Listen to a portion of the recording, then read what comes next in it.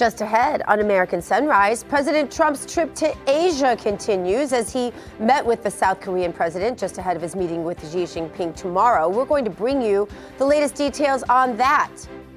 Plus, trouble in Middle East. Israel launched a strike in Gaza, leaving dozens dead after Hamas violated the originally agreed to ceasefire. What will this mean for further negotiations? Also, calls for accountability. The House Oversight Committee is calling on the DOJ to investigate Joe Biden's Autopen use. What should we expect there? We have those stories, so much more as American Sunrise starts right now. Good morning, America. Welcome to American Sunrise. Whether it's culture, We have breaking news to share with you. politics, President Trump is joining us live now from Florida. we've got you covered. This is what it looks like to be a patriot. We have to protect the American family. The American dream is still alive. I'm David Brody. I'm Terrence. And I'm Dr. Gina. Good morning, everybody. I'm Dr. G. It is good to be back in the seat with you from West Palm Beach. Let's bring in David Brody in Washington, D.C. and T. Bates in our Denver newsroom. Good morning, guys. It's wonderful to see your fresh, bright faces. I have to tell you, I just got off my trip to Israel. I was in Dubai. I was in Montreal on business, doing things there. And I can tell you that we have a lot of friends who watch this show.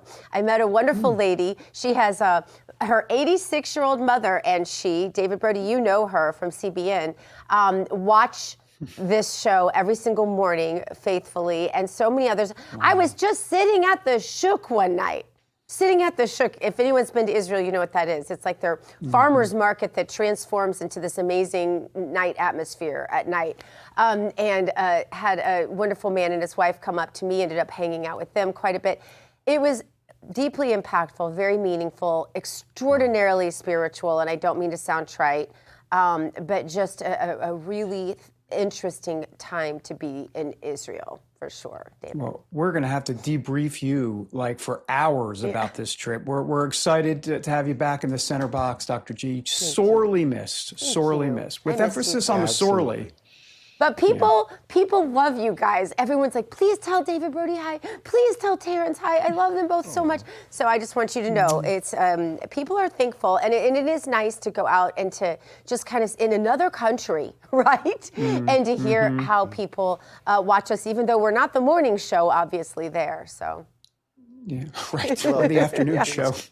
Exactly. It's good to have you back. Glad you had a great experience. And while you were at the Shuk, I was at the 16th Street Mall Eatery. That was the highlight of my whole last 2 that was the highlight of my last 2 weeks. As long as they were feeding you tea, I'm good with that. I just want to make sure you get fed. That's good. There you go. There you go. Hey, look, guys, President Trump, of course, over in South Korea. He was in Japan yesterday, now has made his way over to South Korea. Just this morning while we were sleeping, he was addressing the APEC CEO Summit and basically touting partnerships with South Korea. In case you happen to miss it, here's part of what he had to say. The Republic of Korea is a cherished American friend and a close ally. And as we can see in this beautiful city, it's truly one of the most remarkable nations anywhere on earth. Here in this peninsula, the people of South Korea have forged a miracle of economic development like you rarely see, an industrial and technological powerhouse, and above all, a free society and enduring democracy and a thriving civilization. And I want to congratulate you. It's very few places like it. The entire world should be inspired by all that you have achieved, and they study you, and they do so much to understand what you've done, but most of them don't get it, and that's probably good for you. Keep it this way. So, David, I have to admit, everything that I just heard there was like the peanuts, blah, blah, blah, blah, blah, because I'm looking forward to tomorrow when President Trump meets with Xi Jinping. That, let's just be honest, it is the headline, and kind of another sub-headline coming out of this trip to South Korea is that President Trump will not be meeting with North Korean leader Kim Jong-un. He just says the schedules won't align for that. So lots to talk about out of South Korea already. Yeah, I mean, the Xi Jinping meeting obviously going to be the top headline, though the big headline this morning coming out of there is a trade deal has been agreed to by the United States and South Korea. Basically, what's going to happen is Trump's going to, how do I say it, chill out a little bit on the tariffs when it comes to South Korea. In return, South Korea is going to give us $350 billion into the United States economy. So that's kind of the deal that he has worked out. We'll see what the details are in that. But yeah, I mean, he just goes around each country, hopping from country to country, doing deal after deal, Dr. G. And the Bible, by the way, is the greatest deal of all. That is my transition Nice this morning. transition. Thank you very much. I don't know about that one, Brody. That was a little bit of a squeeze, but we'll get there. Let's get to today's it wasn't very good. verse.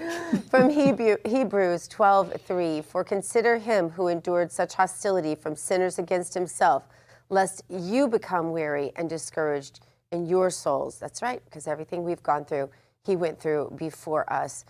President Trump continues his trip abroad to Asia and met with South Korean President. Here's part of that meeting. Take a look.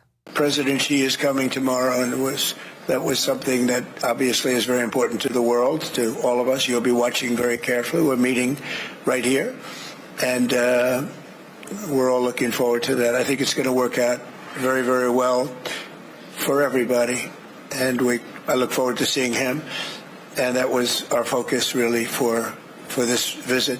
But we'll have other visits, and we'll work very hard with Kim Jong-un and with everybody on getting things straightened out, because that makes sense. For more, let's bring in Pastor of North Carolina, Congressman Mark Harris.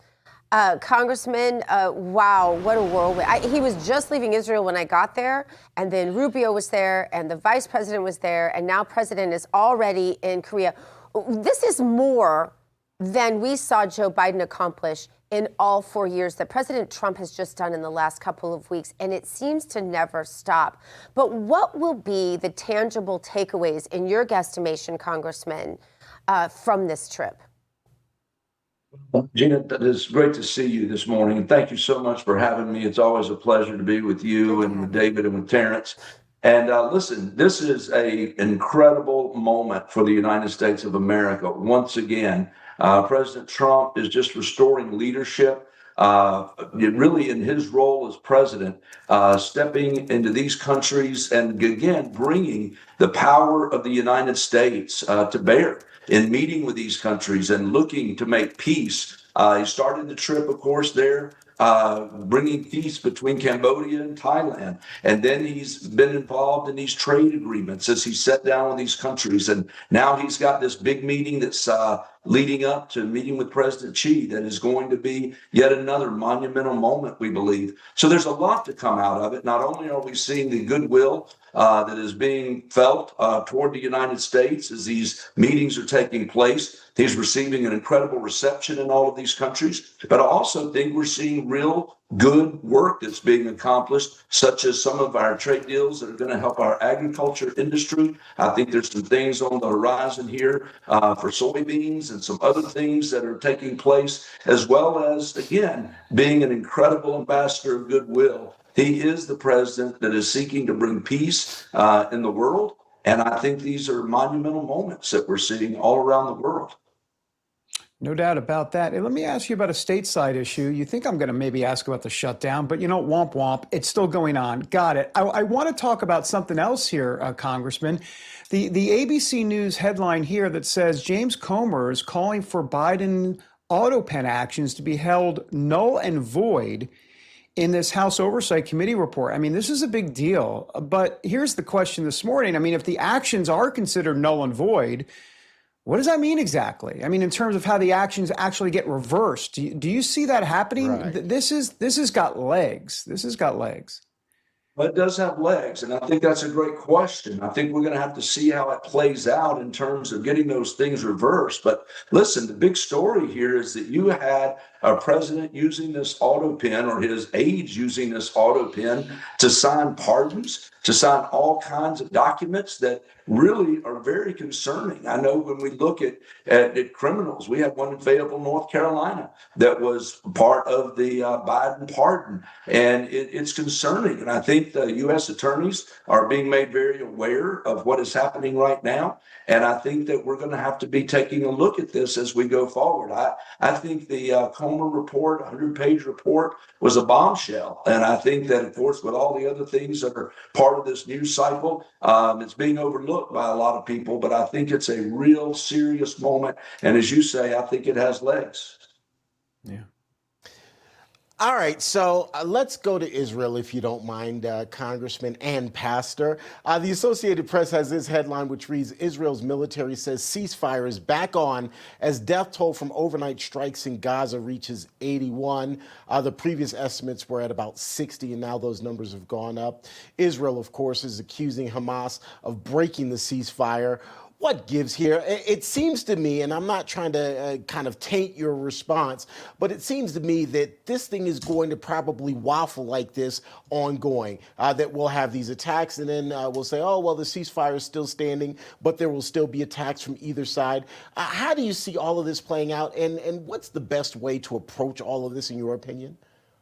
Well, I think it is a situation, Terrence, that we're continuing to see play out. And I really believe that Israel is making it very clear that they're not going to tolerate their soldiers being attacked. The response of that attack that you saw that Israel took was after the IDF soldier being shot and killed. You've got individuals there with Hamas that are continuing to do these sniper attacks and pull these stunts. And Israel's just not going to tolerate it. They're going to respond. But I do think that the world sees the importance of this ceasefire. Israel certainly sees the importance of it, and they're trying to hold it. It is going to be something that is very fragile, but yet they're going to respond on the ground when their soldiers are attacked, as they should. And again, Hamas, we understand who they are. We understood, even when this agreement was made, that they were going to be shaky at best. And the way these thugs operate, Israel has got to remain strong, and they've got to remain firm in their responses to the attacks by Hamas. Yeah.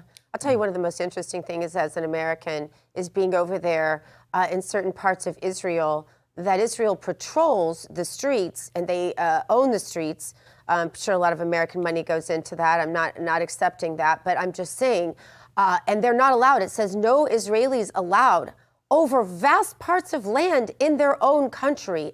No Jews allowed at all in those whole areas, but some of them are defiantly resettling those. It is such a different way of thinking culturally and everything else when you really study it. Congressman Mark Harris, I know this is an issue very near and dear to your heart, and you will be on top of it. We thank you for your time, and look forward to having you back soon. Thank you again. Always a pleasure to be with you. Thank you. Always a pleasure to have you, too. Coming up next, we're going to check out the hottest headlines from the RAV newsroom with the one and only T. Bates. Feels so good to say that. And later, Chicago crime remains a huge problem. How many people were shot over the weekend in the Windy City? We have the numbers. They're new numbers, in fact, coming up soon right here on American Sunrise.